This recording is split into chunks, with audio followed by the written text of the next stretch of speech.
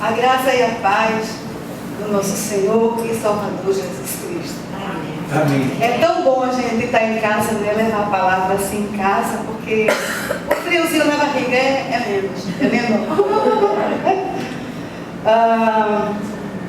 Eu ainda hoje de manhã estava sem saber o que eu ia dizer. Eu sou uma pessoa que eu sempre trago à minha memória aquilo que me dá esperança. Sabe? Não é nem aquilo que pode, é aquilo que dá esperança. Então eu estou sempre me enchendo. Eu mesma fico me acalentando. Sabe, Ruth? Vem cá, traga a sua memória aquilo que pode me dar esperança. E hoje de manhã eu estava conversando com o Senhor exatamente sobre isso. Sobre, eu não quero só para mim, né? Para trazer a minha memória. Eu quero passar para as pessoas essa mesma experiência de trazer à memória aquilo que pode dar esperança. Vamos ler Jonas, capítulo 4, versículo 6. Jonas está ali, pertinho de Daniel e Amós.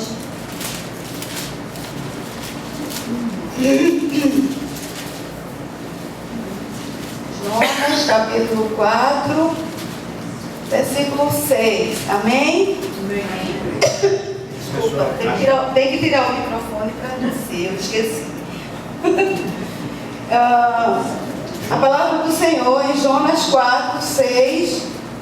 Amém, meu irmão? Ajude Jonas fica entre Jonas Amós. fica entre Amós e Miqueias. Jonas, Capítulo 4, versículo 6. Meia dúzia. Diz assim a palavra do Senhor em Jonas, que está ali pertinho de quem, pastor? De Miqueias. Né? Pertinho de Depois de Miqueias. Amós e antes de Miqueias. Amém? Fica entre Amós e Miqueias. É bem rapidinho. Então, Jonas 4, 6. Então fez o Senhor Deus, nasceu uma planta que subiu por cima de Jonas, para que fizesse sombra sobre a sua cabeça, a fim de o livrar do seu desconforto. Jonas, pois, se alegrou em extremo por causa da planta. Como eu disse que sempre trago à memória aquilo que me dá esperança, foi a primeira vez que eu vi aqui no livro Jonas sorrir. Foi quando o Senhor fez nascer a plantinha para dar sombra na cabeça dele. Porque Jonas, ele tinha motivos para não sorrir. A gente só conhece de Jonas a desobediência dele não obedecer ao Senhor, quando o Senhor o enviou, mandou que ele fosse para Nínive. E ele correu assustado para não ir para Nínive. Ele era... vamos ler aqui o versículo 1, só para a gente entender. Jonas 1, é pertinho, porque só tem 4 capítulos. Jonas 1 diz: veio a palavra do Senhor a Jonas, filho de Amitai, dizendo: dispõe-te, vai à grande cidade de Nínive e clama contra ela, porque a sua malícia subiu até mim. Olha, Jonas era filho de Amitai. Amitai era um profeta que ele foi da época do reinado de Jeroboão. Naquela época, Israel, só para vocês entenderem o motivo de Jonas. Naquela época, Israel foi... os assírios... Me corrijam, pastora, se eu estiver errada. Por favor. Não, porque não é muito, né? Os assírios tentaram invadir Israel 14 vezes. O pai de Jonas era o profeta Amitai. Quando eles invadiam, eles matavam o rei, família de rei, matavam o profeta, família de profeta, destruíam o lugar de adoração ao Senhor, acabavam com tudo. E Jonas nasceu e cresceu naquela situação de medo. Então, a gente quando fala, como eu já disse, diz, ele não, cuidado para não ser um Jonas, porque ele correu da ordem do Senhor, correu sim. Ele correu porque ele não queria passar pelo que o pai passou. E ele tinha as mágoas no coração que não se deve ter, mas ele não gostava de Nínive, porque Nínive era a capital da Síria. É verdade, não é isso? Quer dizer, ainda está decorado aqui. Porque, e como é que ele queria que Nínive fosse salva, fosse convertida? Não queria. É a mesma coisa de um judeu que foi massacrado, você pegar o filho dele e dizer assim: vai lá em Hitler e você é evangelista, eu quero que Hitler vá para o céu. O caba vai dizer: não vou não. Não é verdade? Não vou não. Mas Deus, a gente quando lê o livro de Jonas, a gente vê que Deus tratou com Jonas. A gente vê nesse capítulo 4 aqui que a gente leu, que quando a planta morre, ele fica irado, e aí o Senhor diz, aqui no capítulo 4, 9, então perguntou Deus a Jonas: é razoável essa tua ira por causa da planta? Na verdade, ele estava com raiva, porque a cidade, o Senhor diz no 11, e não é eu de ter compaixão da grande cidade de Nínive, em que há mais de 120 mil pessoas que não sabem discernir entre a mão direita e a mão esquerda. E era nisso que eu queria chegar. Eu precisei fazer essa arrumação toda aqui, né? Falar de Jeroboão, que não sei muito falar, mas eu queria chegar nisso. O coração de Jonas estava machucado, e era por isso que ele não queria ir para lá, para fazer com que aquela cidade fosse liberta por ordem do Senhor. E ele passou por todas aquelas situações difíceis que nós conhecemos, né? Acho que a igreja inteira conhece, para poder chegar ao que o Senhor queria. Se o coração de Jonas estava magoado, deixemos Jonas de lado. Vamos para o nosso coraçãozinho agora. Eu estava vendo o noticiário antes de vir para cá, e eu estava vendo uma senhora dizendo assim, mais uma notícia desagradável, não é? E ela estava dizendo assim: eu só estou vivendo porque eu tenho ouvido palavras de conforto. Ela disse isso na televisão. A dor que eu sinto é muito grande, mas eu estou vivendo porque eu escuto palavras de conforto. Então, a minha pergunta é: como está o nosso coração? Porque se o nosso coração está ferido, está na hora da gente correr até o Senhor. Jonas correu do Senhor, né? Correu, mas teve um encontro com o Senhor, e a gente sabe que o Senhor tratou com o coração de Jonas. Então nós vamos pedir para o Senhor para que Ele trate com o nosso coração. Que não haja uma necessidade, há necessidade da gente correr para não levar a palavra do Senhor. Há uma sede, geralmente eu escrevo, mas como diz a pastora, a gente não tem nada do que está escrito aqui, né? Então assim, todas as desculpas de Jonas, elas não serviram para o Senhor. Então as nossas, à semelhança de Jonas, não serão suficientes para o Senhor. Eu não vou levar porque eu não sei falar, eu não vou levar porque eu sou enrolada, eu sou tímida, eu sou doente. A gente tem 1000 motivos que não são razoáveis para o Senhor. Então tudo começa com a cura do nosso coração. Então a gente vai para o Senhor, pede para o Senhor curar o nosso coraçãozinho, porque todos nós somos doentios, né? Não adianta dizer, não. A gente vai para o Senhor, pedindo que o Senhor nos liberte, nos encha da sua misericórdia, porque o Senhor, via de regra, usa os incapacitados, não é verdade? Usa os inadequados, os fracos. Esse está usando a mim, inadequada, incapaz, tudo. Mas o Senhor, Ele capacita desde que a gente entregue o nosso coraçãozinho para Ele, sem ser a força, como foi o caso de Jonas, para que Ele nos leve a falar do seu amor nesse mundão tão necessário. Há uma necessidade muito grande de se ouvir. Eu hoje, quando estava ouvindo o noticiário, eu disse: meu Senhor, é isso aqui que a gente tem que fazer. Sair correndo com urgência para levar a palavra do Senhor. Às vezes a gente se preocupa, eu estava conversando com o Sônia e com a pastora, de chegar aqui na frente e falar de uma maneira bonita, né, Sônia? Né? Ninfa que faz teologia é arrumar tudo bonitinho. Não, gente, também. Mas assim, a urgência maior é obedecer ao Senhor. A maior adoração que a gente faz ao Senhor é obedecer. E Ele diz: ide e pregai o Evangelho. Então, quando a gente sai, a gente vê a necessidade que existe no mundo da gente falar Evangelho do Senhor. Dá emoção no coração, porque quando a gente vai para a rua, eu escrevi tanto hoje, né? Li tanto a Bíblia para lá e para cá, e chega aqui, não precisa nem ler a Bíblia. Aqui a gente não precisa nem ler, o Senhor vai nos enchendo, capacitando e mostrando. Saiam para ouvir a dor das pessoas. Aliás, não precisa sair não. A gente em casa, num telefonema, em uma vizinha. Então há uma necessidade da gente falar desse Deus muito grande. Levar esse evangelho. Nós não somos incapazes. E se for, somos, né? Como é que a pastora diz? Em tudo nós somos deficientes, mas o Senhor nos capacita. Às vezes a gente diz assim, não tem oportunidade não. Como é que eu vou falar se não tem oportunidade? Não precisa ir para Nínive, não.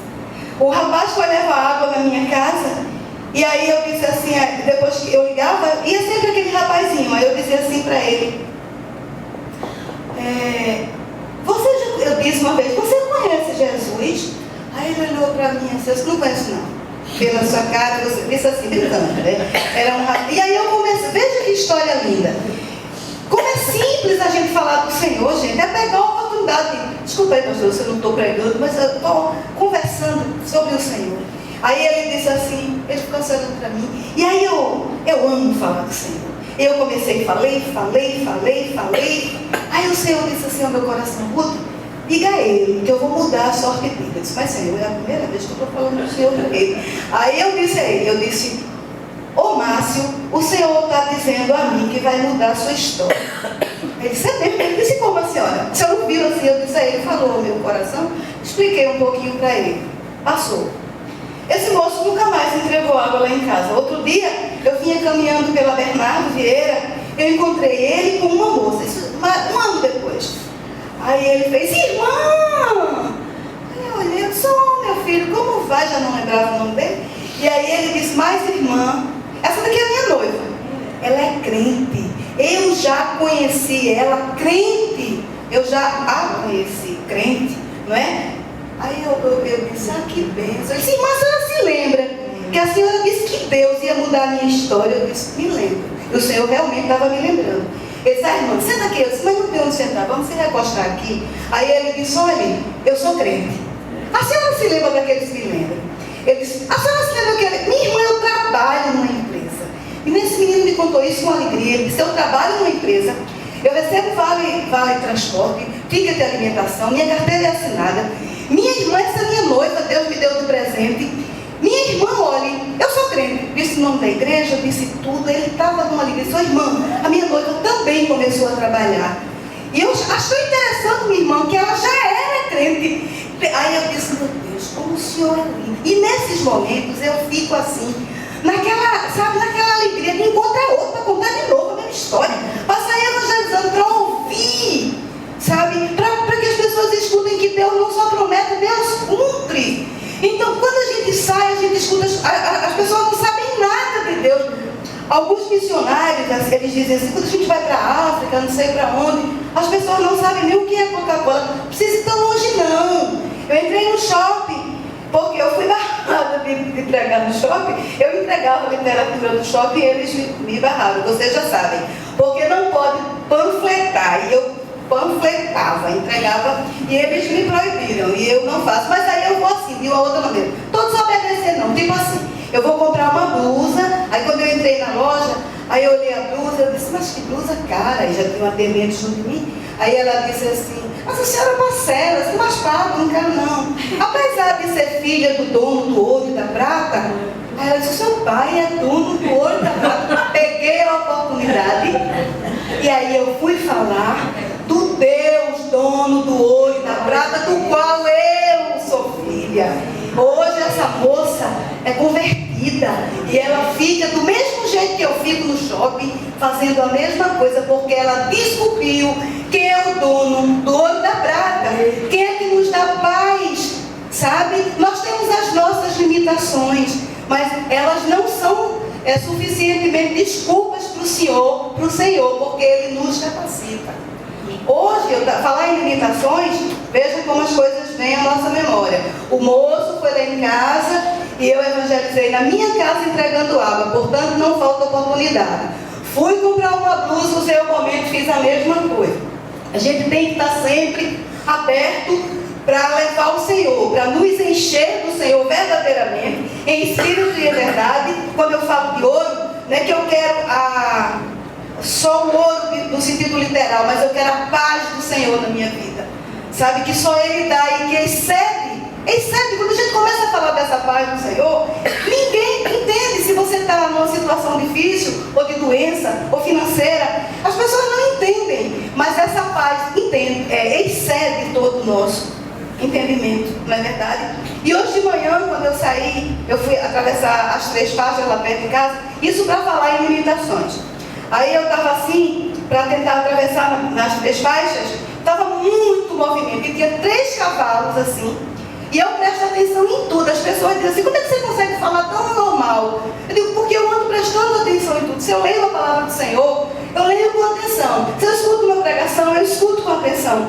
Se eu estou na rua e alguém fala, eu estou muito prestando atenção. E hoje foi com os cavalos. Eu estava tentando atravessar a rua e tinha 3 cavalos assim. Eles estavam com carroças e todos estavam carregados de cimento, tijolo, assim. Aí estava muito trânsito. Aí um moço que estava levando o cavalo, da carroça, assim, como chama? O carroceiro lá. Aí ele foi tentando e os carros foram parando, ele atravessou, o cavalo passou. Aí o outro segundo daqui ficou tentando fazer o mesmo, aí os carros paravam e tal, e ele atravessava. Havia misericórdia no coração dos motoristas, ele parava, eles atravessavam. O terceiro cavalo, ele não atravessou, ele parou e pegou lá. Aí eu fui para junto do moço para saber por que ele não estava indo. Eu disse: moço, por que o seu cavalo não quer ir? Ele disse: não vai. Ele não consegue enfrentar a multidão de carros. Mas quando o sinal lá na frente, lá fechar, eu disse: mas ele não está com esse negocinho? Ele não está vendo que vem carro, mas ele sabe que vem. Então quando fechar lá, ele não sente mais a ameaça, e aí ele atravessa. E eu esperei. Fechou o sinal e o cavalo atravessou. Então, a limitação dele, nós temos limitação, mas existe um momento que funciona. E o Senhor nos liberta dessas limitações. Ele nos capacita, Ele nos prepara. Porque quando a gente sobe aqui, vocês podem até achar que não está conversando tolice, mas eu falo meio que empiricamente, né? Chique, né? É assim, aquilo que eu vou vivenciando, experimentando, aí eu vou passando. Quando a pastora liga para mim e diz assim: traga a palavra, aí eu fico assim: o que eu posso levar de prático? Não que eu seja contra, não é que a palavra de Deus não seja prática, mas aquilo que a gente vivencia diariamente. E eu vivencio muito a evangelização. Eu vejo muito as pessoas se escondendo para não querer evangelizar. Não vou não, eu disse: a desobediência, você está desobedecendo ao Senhor. Então nós precisamos obedecer e pregar o Evangelho, para poder a gente escutar as pessoas dizerem assim: eu estou passando por luta, mas o meu coração está aquecido no Senhor. Eu estou passando por luta, mas eu sei que o Senhor vai sarar meu coração. E elas só vão saber disso quando a gente que já conhece o Senhor for levar essa palavra para ela. Não é verdade? Não podemos perder tempo. Estamos caminhando para o final de todas as coisas, não é? Nós temos que buscar o Senhor, nos agarrar no Senhor e divulgar esse amor do Senhor. Nós temos urgência. Eu só queria dizer isso nessa tarde. Jonas correu, mas o Senhor o tratou com a paciência dele e salvou Nínive. Que nós possamos fazer a diferença no nosso vizinho, dentro de um ônibus, nas pessoas que passam pedindo na casa da gente, tarde da noite. Ainda ontem eu tive um aborrecimento, mas no mesmo momento eu pedi perdão ao Senhor. A moça passou pedindo comida, era 11 horas da noite. Isso é para a gente viver exercitando. Não é só sair para pregar o Evangelho, é viver o Evangelho no nosso dia a dia. Aí a moça bateu na porta pedindo comida, 11 horas da noite. Eu fui, levei a comida para ela. Eu coloquei 3 coisas embaladinho. Aí um era feijão assim. Aí eu disse: isso aqui é isso, isso aqui é isso, isso aqui é feijão que está feito. Eu fiz muito, eu pedi para mim, disse: não quero não. Aí eu disse: você não quer não? Pois aí o velho homem já chegou até nisso. Aí eu olhei para ela e eu disse: Mas eu fiz o feijão com tanto amor. Você não vai querer o feijão, eu disse, não vou não. Eu só quero peixe e bolo. Olha que 3 coisas chiques, né? Peixe, bolo e feijão. Ela disse, o peixe e o bolo eu quero, o feijão não quero não. Sabe aquela coisa, quando você vai levar o feijão, ela melhor do que o Senhor, vem cá. Eu disse, tá, minha irmã, é até bom que eu congelo, né? E não preciso fazer mais. Aí eu fui tentar administrar aquela coisa, né? Porque eu queria, eu demorei tirando o feijão, botando o feijão numa vasilha, fechando. Aí depois eu disse assim, Senhor, desculpa aí, me perdoe, porque eu não posso ficar com raiva. Então é uma questão de você, porque eu não posso sair para a rua para falar do amor do Senhor quando meu coração está cheio de raiva, está cheio de mágoa, não é? Como eu disse aqui, como é que está o nosso coraçãozinho? Então a gente mesmo se policia diariamente. Não, mas ontem eu fui num culto, a moça perguntou assim, achei tão engraçado. Eu não sei o que é pecado não, porque nada para mim é pecado. Que maravilha, não? Olha aqui a limitação do que você pode. Assim, não, mas nada pesa aqui dentro. Eu faço tudo, mas nada pesa. Falo do amor de Deus, depois está tudo errado. Como é que você não tem limite? Nada para você é pecado. Tudo me convém, mas nem tudo me é lícito, mas nem tudo me convém. Então a gente tem que saber, não é? Como é que está o nosso coraçãozinho, administrar esse coraçãozinho aqui, que por tudo a gente se aborrece, não é? Para poder verdadeiramente levar a palavra do Senhor. Não é? Nós precisamos primeiro policiar a nossa vida para não chegar lá fora sendo hipócrita. Olha, Deus ama, mas eu não, né? Mas eu não amo. Mas aí a gente precisa amar, a gente precisa nos avaliar, buscar o Senhor verdadeiramente. Porque quando a gente busca o Senhor, Ele começa a nos mostrar, isso é pecado. Essa que disse que nada era pecado tem muita coisa trouxa, né? Porque tudo pode, não pode. A gente vai, eu mesma a luzinha acende. Eu vou contar só uma para terminar. Como acende a luz? Como a luz acende? Eu fui comprar uns remédios e deu uma conta muito alta. Aí eu peguei, estava com um cartão de crédito e outro. Aí eu disse, esse aqui divide de 6 vezes. Aí quando você passou assim, está vencido. Como vencido? Aí eu peguei, ela disse, fala ali, para perguntar para a moça, por que está vencido? Por que não passou? Porque era agosto e não tinha vencido. Aí eu voltei. Aí eu disse assim para ela, olha, eu fui passar ali, não passou não, está vencido. Ela disse, e eu com isso? Ligue para a central do cartão que ele manda outras. No mesmo tom dela eu revidei. Eu não preciso do cartão. Quem precisa do cartão é a empresa, não sou eu não. Aí voltei, só tem o outro. Aí tirei o outro. Fui lá, passei em menos, foi triste. Em menos vezes passei o cartão, aí desci no estacionamento. E Lula? Quando eu cheguei no estacionamento, o Espírito Santo disse assim, volte lá, você foi arrogante. Por que eu fui arrogante? Porque eu tinha outro. Eu disse assim, não preciso cartão não, eu tenho outro aqui. Passei no outro, aí eu disse, hoje vou voltar não. Ela disse a mim, aí eu me lembrei da senhora quando disse assim, tem nada a ver com 99% de culpa de ladrão, tem a ver com 1% de culpa seu. E eu não tinha 1 só por cento de culpa, eu tinha a culpa toda. Eu fui grosseira, aí voltei, aí eu disse, e agora? Aí quando eu cheguei perto de uma moça, assim, no lugar do cartão, tinha uma moça sendo atendida. Aí eu conversando assim com o Senhor, eu disse, eu vou pedir perdão na frente da moça. Aí o Espírito Santo disse assim ao meu coração, na hora de ser grosseira, você olhou assim, a gente? Eu não olhei. Porque eu fui deselegante. No tom dela eu peguei carona, tipo assim, também não preciso não. Sabe como é, né? Aí eu cheguei assim, moça, tão humilde, eu né? Voltei assim, moça, eu vim pedir perdão. Ela ficou assim, a outra moça disse, porque eu fui indelicada, nem disse grosseira, mal educada, disse que eu fui indelicada com você e você não tem nada a ver com isso. Pronto, delegada. Aí eu voltei, né? Pronto, eu vim me amar. Mas assim, eu que evangelizo, não posso estar com o meu coração cheio de mágoa, tá? E que isso sirva para que a gente se examine, porque aquele que dissesse, não, ele nem percebe. Se você é do Senhor, se você é separada, se você foi escolhida por Deus, a luzinha acende. Tá? Então, quando a luzinha acender, a gente faça aquilo que o Espírito Santo toca ao nosso coração. Então, que Deus continue acendendo a luzinha, né? E que nós, com óculos ou sem óculos, né, a gente perceba a luz acesa e faça aquilo que o Senhor ordenou ao nosso coração. E não esqueçam Evangelize em consultório médico, fila de mercado, enche a sua bolsinha de literatura. Quando não tem o que falar, que não dá para falar, entrega um papelzinho e aquela pessoa já puxa uma conversa. Oportunidade não falta e o mundo está gemendo, precisando do Senhor. Muito obrigada por terem me ouvido e que Deus continue nos abençoando. Amém.